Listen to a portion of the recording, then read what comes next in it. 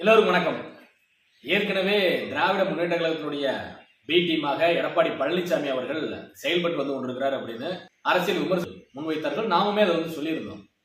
இப்ப கடந்த சில நாட்களை வந்து பார்த்தோம் அப்படின்னா வட தமிழகத்தில் இருக்கக்கூடிய, அதுவும் குறிப்பாக சென்னை, செங்கல்பட்டு, காஞ்சிபுரம் இது போன்ற பகுதிகளில் மிக கனமழை பெய்து மக்களுடைய இயல்பு வாழ்க்கை எந்த அளவுக்கு பாதிக்கப்பட்டிருந்தது என்று நம் அனைவருக்குமே தெரியும்.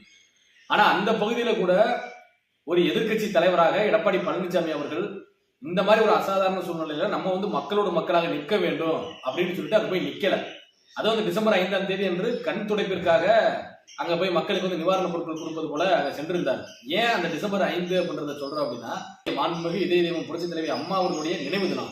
அன்னைக்கு எடப்பாடி பழனிசாமி அவர்கள் சென்னைக்கு வரல அப்படின்றப்ப ஒட்டுமொத்தமாக எடப்பாடி பழனிசாமி அவர்களுக்கு அரசியல் மூடு விழாவானது நடத்துவதற்கு தொண்டர்கள் தயாராகி விடுவார்கள் என்ற ஐயத்தின் காரணமாக எடப்பாடி பழனிசாமி அவர்கள் அன்றைய தினம் வந்தார்.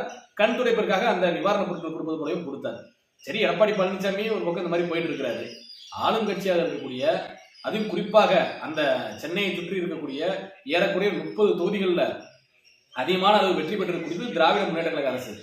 அப்படி இருக்கும்போது ஏன் அவங்க வந்து களத்துல வரல, களத்துல வந்து இறங்கி ஏன் வேலை பார்க்கல? ஒரு முதலமைச்சர் அவர்கள் எப்பொழுது களத்திற்கு வந்தார்?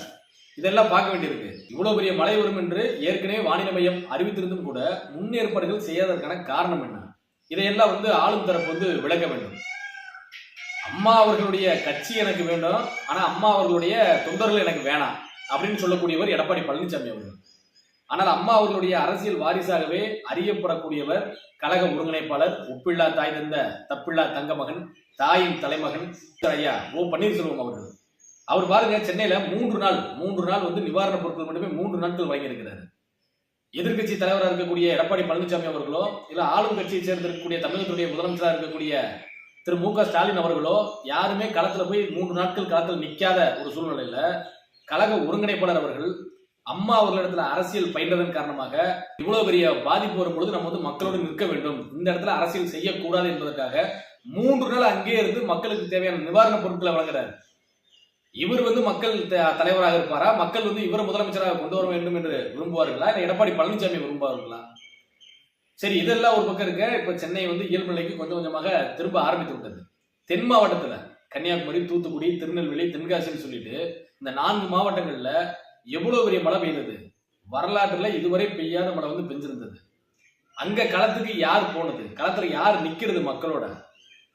எடப்பாடி பழனிசாமி அவர்கள் எப்படா தென் மாவட்டத்துக்கு ஒரு விசிட் அடிப்போம், நம்ம வந்து அந்த பக்கமே நுழைய விட மாட்டாங்க, இது ஒரு காரணமா வச்சு நம்ம அங்க போயிடணும்னு சொல்லிட்டு அங்க ஒரு கூட்டத்தை ஆர்கனைஸ் பண்ணியிருந்தாரு. அப்படியே அங்க போகக்கூடிய எடப்பாடி பழனிசாமி அவர்கள் நிவாரணப் பொருட்கள் கொடுக்குறேன்னு சொல்லிட்டு பூராத்திரி ஒரு போட்டோ போட்டு விளம்பரப்படுத்திட்டு வந்தாரு. போட்டோ ஷூட் நடத்திருக்காருன்னு சொல்லணும். மக்களுக்கு சேவை செய்யக்கூடியவர்கள் எங்கனையுமே வந்து புகைப்படம் எடுக்கக்கூடியவங்களோ இல்லை செய்தியாளர்களை கூட்டு பின்னாடியே கூட்டு போயே வந்து யாருமே பண்ண மாட்டாங்க. ஏன்னா மக்களுக்கு தேவையான தேவைகளை செய்து கொடுப்பது தான் நம்மளுடைய வேலை. நம்ம வந்து மக்களுடைய பிரதிநிதி அப்படின்ற முறையில தான் அவங்க போகணும். ஆனா எடப்பாடி பழனிசாமி அப்படி இல்லை. இதை வந்து தனக்கு சாதகமா பயன்படுத்திக்கணும்னு சொல்லிட்டு ஒரே ஒரு நாள், அது எப்படி சென்னைக்கு எப்படி ஒரு நாள் வந்து கடமைக்கு போயிட்டு வந்தாரோ, அதே போல இந்த தென் தமிழகத்துல பெய்த அந்த கனமழையிலும் கூட கடமைக்கு ஒரு நாள் போய் 4 நிவாரணம் கொடுத்தேன் அப்படின்ற மாதிரி எடப்பாடி பழனிசாமி வந்து பண்ணிட்டு வந்திருக்கிறாரு.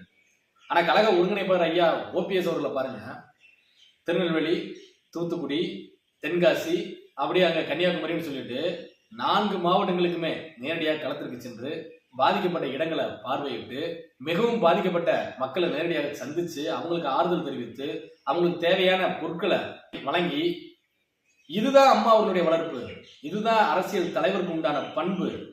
இது எதுவுமே இல்லாத நபர்கள் திராவிட முன்னேற்ற கழக அரசுடைய தலைவராக இருக்கக்கூடிய மு.க. ஸ்டாலின் அவர்களுக்கு இந்த பண்பு கிடையாது. எதிர்கட்சி தலைவர் தான் என்று சொல்லிக் கொண்டிருக்கக்கூடிய எடப்பாடி பழனிசாமி அவர்களுக்கும் இந்த பண்பு துளியும் கிடையாது என்பதுதான் நிதர்சனமான உண்மை. இன்னொரு விஷயத்தை சொல்லணும் அப்படின்னா, 2016 வர்தா புயல் வருது.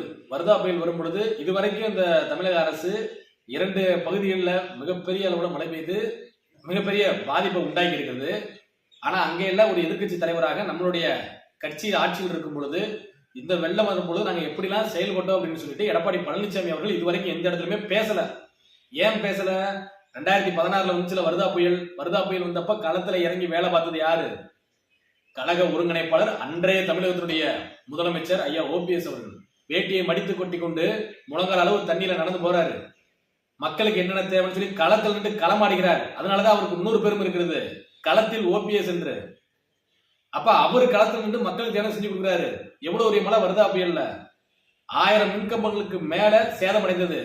2000 மரங்களுக்கு மேல ரோட்ல சாஞ்சு மிகப்பெரிய அளவுல பாதிப்பு ஏற்படுத்தியிருந்தது.